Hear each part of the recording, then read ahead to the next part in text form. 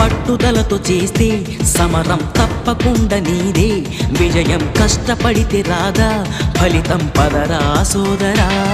నీ ధైర్యం తోడై ఉండగా ఏ సాయం కోసం చూడక, నీ ధ్యేయం చూపే మార్గంలో పోరా సూటిగా. ఏ నాడు వెనకడుగేయక, ఏ అడుగు తడబడనీయక, నీ గమ్యం చేరేదాకా దూసుకుపోరా సోదరా.